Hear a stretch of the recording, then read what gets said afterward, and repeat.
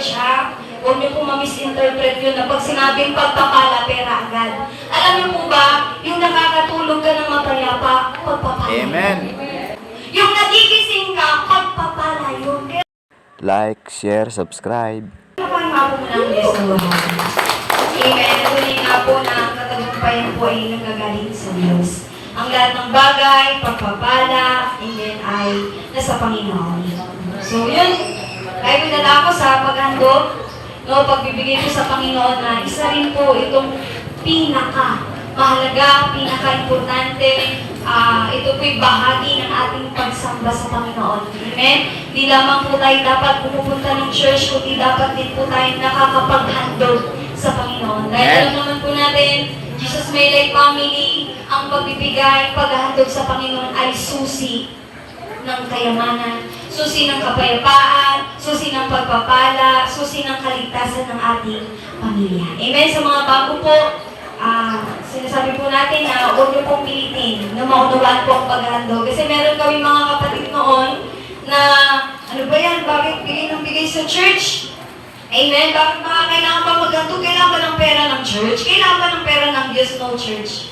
Mga kapatid, hindi po kailangan ng Diyos ng pera. Ang kailangan niya, yung ating pong pagsunod, yung ating katapatan, yung ating pong buong puso na paghahandog sa Panginoon. Na nagtitiwala tayo na pag tayo nawalan, tayo rin po ay Magkakaroon. Amen? Kaya salamat sa Panginoon at babasahin ko po ang aklat po ng Kawikaan chapter 11. Ito yung nabanggit ko po sa akin po pagtayo last week na di ba sinabi po natin nakaraan ay kung ano, hindi po natin, sabi po ng Galatians chapter 6 verse 7, hindi daw po natin mabibiro ang Diyos. Hindi daw po natin siya matutuya na kung anong itinanim ng tao. Take note, tao. Kalabitin mo yung katabi, tao ka ba? Ay, papanggap ka lang. Amen? Kasi sabi ng salita ng Diyos, kung anong itinanim ng tao, ay siya rin aanihin. Kaya sabi ng salita ng Diyos sa Kawikaan chapter 11, verse 24, na ang taong mapagbigay. May mapagbigay ba dyan? Amen. Hello? Dapat po lahat po tayo mapagbigay. Kahit piso na lang pera mo, ibigay mo na. Kasi ang sabi ng salita ng Diyos, ang taong mapagbigay ay lalong yumayaman.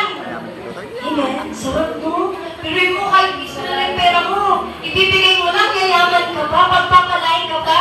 Di lang po, no, di lang po sa pera po ang pagpapala, church, ha? Huwag niyo po ma-misinterpret yun na pag sinabing pagpapala, pera agad. Alam niyo po ba, yung nakakatulog ka ng mapayapa, pagpapala. Amen. Yung nakakatulog ka, pagpapala yun. Yung nagigising ka, pagpapala yun. Kaya nga minsan, pag nagigising ka, dapat uy, nagising pa. Ako, lagi ako na-miss, magigising ako na umaga. Nabuhay uli ako. Hello? Ganun ako lang. Sabi ko, galing bakit? Lagi po natin sinasabi, yung pagtulog natin sa gabi, desisyon natin yan. Pero yung pag-gising mo ng umaga, desisyon ng Diyos yun. Kaya nung may binuhay ng umaga, pagpapala ng Diyos yun na ating pong naranasan. Kaya po ngayon, sa ating pong pagbibigay, paghandog kung ano meron ka, maging buhay, maging salipi, ano man yan, pagkain, ihandog po natin sa Panginoon. Dahil ang sabi ng salita ng Diyos, ang taong mapagbigay ay lalong yumayaman. Ngunit, naghihirap ang tikong ng mga kamay. Kaya alam niyo, church, maraming Kristiyano naghihirap sa buhay. Bakit hindi nila nararanasan yung mga pagpapala ng Diyos? Bakit? Kasi pagdating sa Diyos, ganito. Pero pagdating sa kaibigan, ganyan. Now, pagdating sa kapitbahay, pagdating sa pamilya, puro ganon. Bakit daw? Kasi nauunawaan naman daw sila ng Diyos pag hindi sila naghahandog. Pag hindi sila nagbibigay sa Panginoon, mali, church! Lagi natin sinasabi na dapat po ang unang-una nating gagawa ng kabutihan na bibigyan ay ang Diyos. Bakit? Kasi ang Diyos may pangako. Yung kaibigan mo, pag binigyan mo ba, babalik ba niya yan? Hindi naman eh. Hindi naman lagi. Yung mga nangungutang nga sa atin, di ba, minsan hindi na nila binabayaran? Pero okay lang. Hello? Pero okay lang.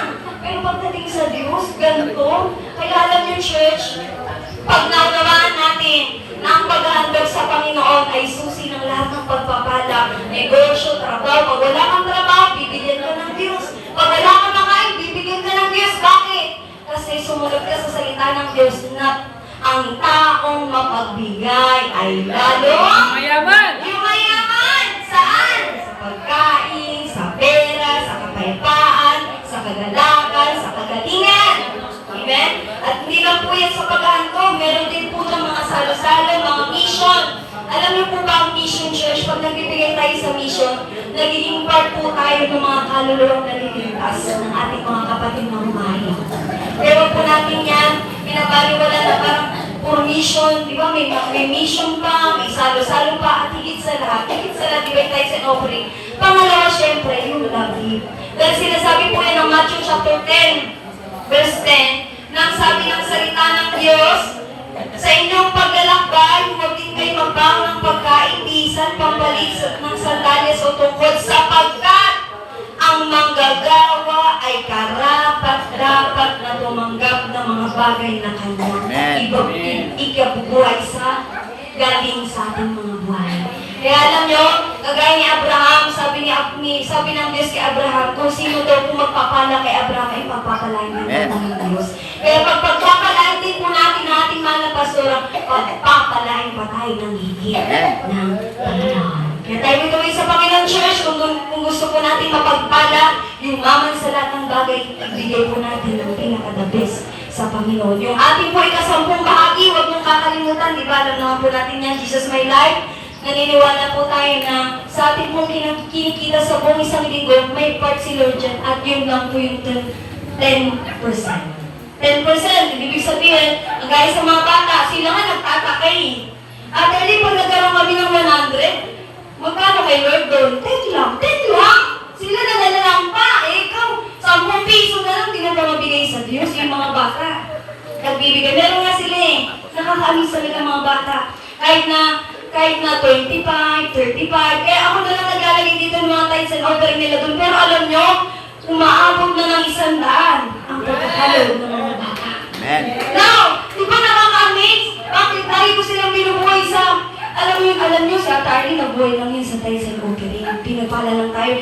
Nagbigay tayo sa Panginoon ng ganito, pinalik lang. Wait, ganun ba yun, Ate Arlene? Yes, higit pa ang ibabalik sa atin ng Panginoon. Sige po, tayo po lumay sa Panginoon. At ayan po natin na ang this way gumalaw sa atin po mga itatanim para niya ito'y aani. At yung mga bata, sila daw po mag-special number, mga bata. Basta na sila.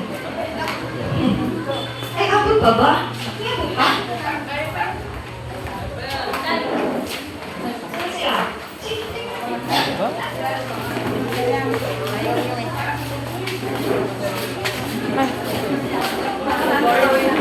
Saan sila?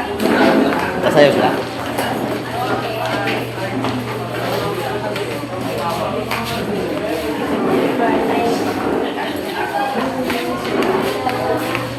Ay, hello po. Ay, hindi naman talaga. Kala ko hindi na. Ay, mami ko.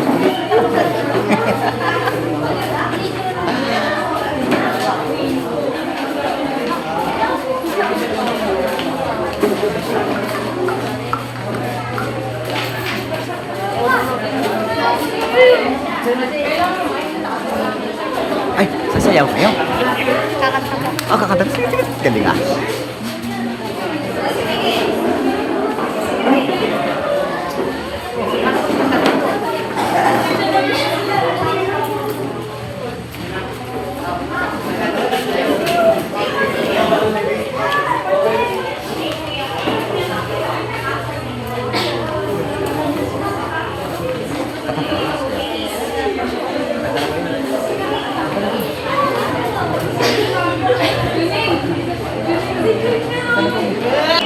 Praise the Lord.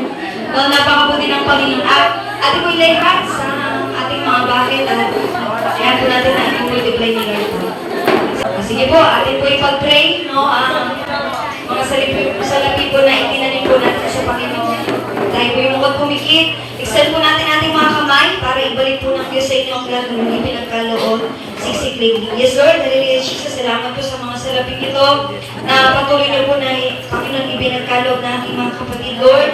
I believe in my heart, Panginoon, buhay ka sa Jesus My Life Family na kung paano sinabi ng iyong salita Ang taong mapagbigay ay lalo pong yumayaman sa lahat ng bagay, hindi lamang po sa salapi, kundi sa kagalingan, sa kapayapaan, sa kaayusan, sa pagbabago, Panginoon. At I believe, Father God, na Lord, kung paano sa bawat isa, buhay ka, Panginoon, pinagpapalan yung ganoon din po ang bawat isa na nagtapat, naghandog sa inyo, Panginoon. Sa mga hindi nakapagbigay, patuloy niyo rin po sila i-bless. Maranasan po nilang yung himalat kapangyarihan, Panginoon. Salamat, Ama.